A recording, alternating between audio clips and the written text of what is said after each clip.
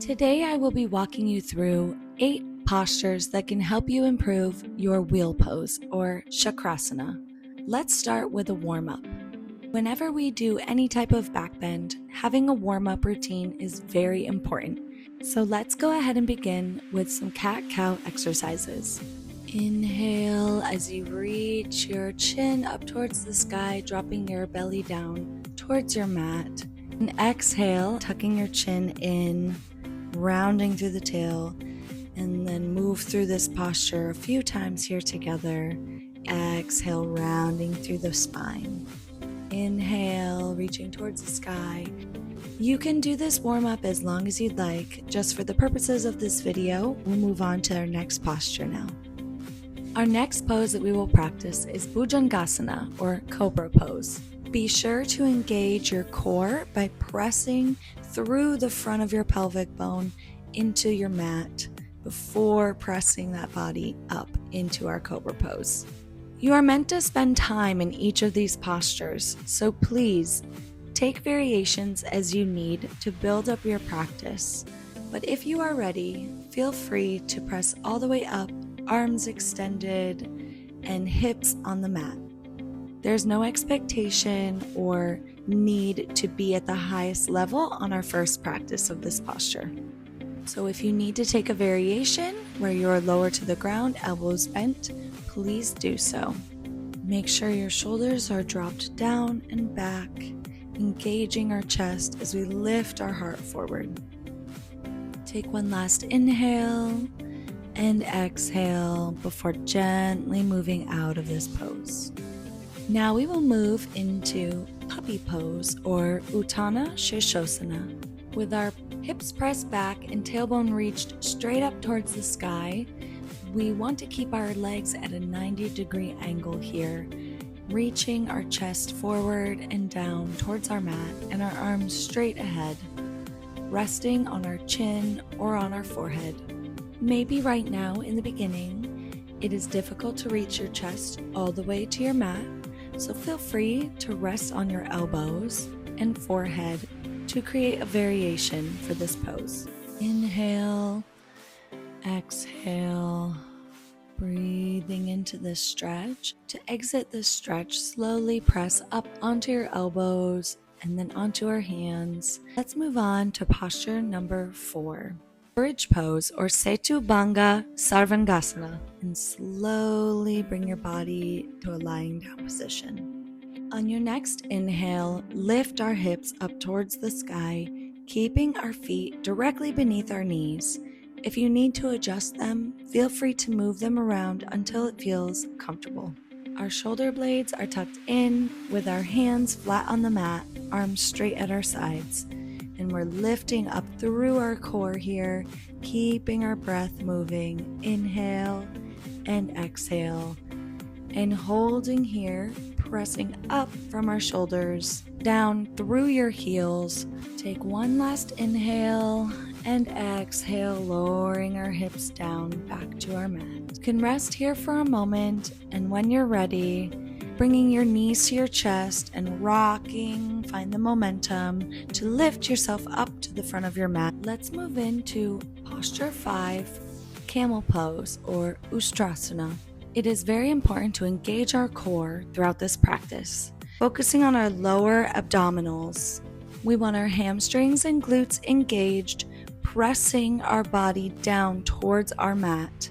And looking your toes under, we'll inhale, lifting our arms up above our head. Begin to lean back into this pose. If leaning straight back with no arm support is too much for you, please bring your hands to the small of your back.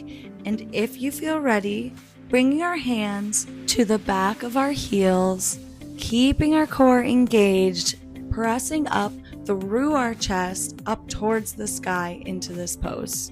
As you inhale, pressing our chest open towards the sky, and exhale, pulling our belly in and down. If you start to feel any discomfort, simply bring your hands to the small of your back one at a time and lift your body forward, engaging your core, bringing your head back up to neutral and untucking those toes.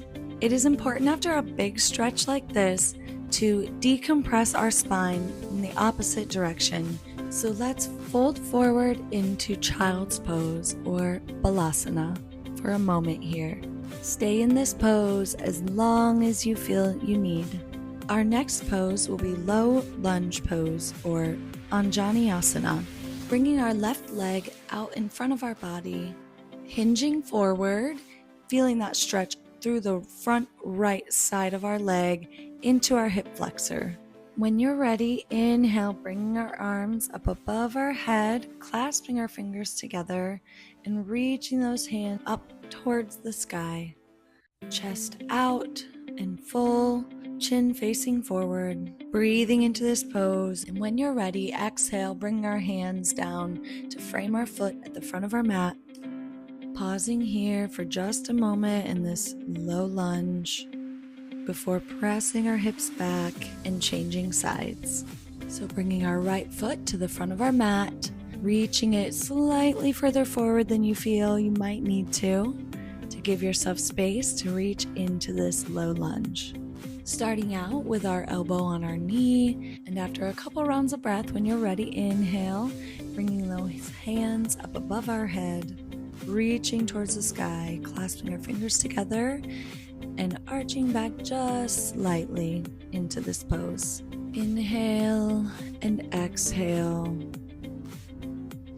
And when you're ready, bringing those hands back down to the mat, framing our foot, staying here for just a moment in this low lunge before pressing those hips back, stretching through the back of the leg, and bringing our leg back to the back of our mat. Let's move on to posture number 7. We are now moving into a low lunge quad stretch, also known as Anjaneyasana, bringing our left leg out in front with our knee over our ankle at a 90-degree angle, bringing our right foot up towards our back, reaching our hands back behind our body to grab it, and lunging forward here, stretching through the front of our right leg, pressing in through the chest, keeping the chest and the heart space nice and open, and you can even extend your left hand up towards the sky if that feels comfortable for you. And when you are ready, gently coming out of this pose and switching sides, bringing our right foot towards the front of our mat and having that left foot come up towards our back,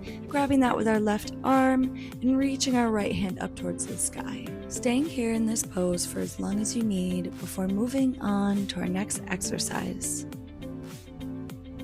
Coming into a seated pose on our mat, we will now be moving from a side plank into a wild thing variation. This variation will include a slight back bend to prepare us for our wheel pose.